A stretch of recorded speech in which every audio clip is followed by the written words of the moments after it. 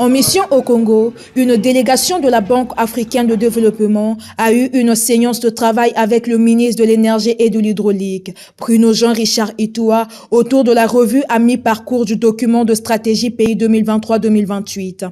Ce document place l'énergie et l'hydraulique parmi les secteurs prioritaires. C'est la mise à jour du document de stratégie pays de la Banque africaine de développement pour le Congo, qui, comme vous le savez, c'est un document qui essaie d'élaborer et de dessiner le cadre de coopération entre la Banque africaine et le Congo.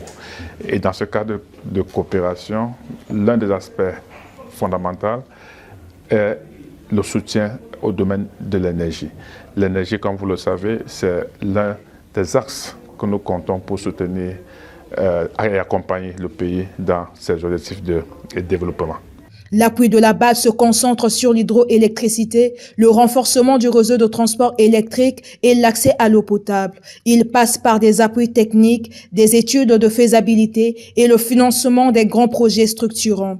Ces investissements visent à lever les contraintes énergétiques qui freinent d'autres secteurs clés du développement économique. Ces investissements visent à lever les contraintes énergétiques qui freinent d'autres secteurs clés du développement socio-économique. Le soutien est multiforme, bien sûr, mais l'énergie constitue un axe central, étant entendu que plus on a de l'énergie, plus on peut soutenir les actions dans le domaine de l'industrie, de l'industrialisation, qui, par parcours, peut créer beaucoup d'opportunités pour le pays, peut créer beaucoup d'emplois, parce que l'industrialisation est un aspect fondamental pour l'avenir et le développement du pays. De façon concrète, la Banque envisage de soutenir et soutient déjà d'ailleurs beaucoup de projets dans le domaine de l'énergie, projets de production de l'énergie, projets de distribution de l'énergie, que ce soit dans le milieu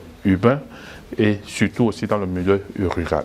L'intervention de la Banque s'inscrit dans son document de stratégie pays pour le Congo, dont l'objectif est de développer des infrastructures durables et de renforcer les chaînes de valeur à fort potentiel de croissance.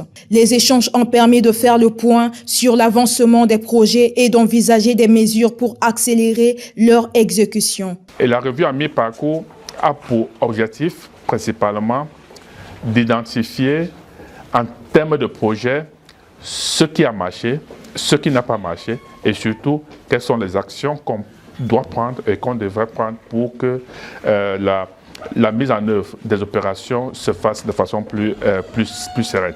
Donc cette réunion a été l'occasion pour nous, avec son Excellence Monsieur le Ministre, d'identifier les projets qui sont en cours, comment ces projets se comportent, quels sont les projets qui marchent bien, quelles sont les leçons qu'on peut tirer sur les projets qui ne marchent pas et surtout quels sont les projets qu'on peut envisager à court, à moyen et à long terme.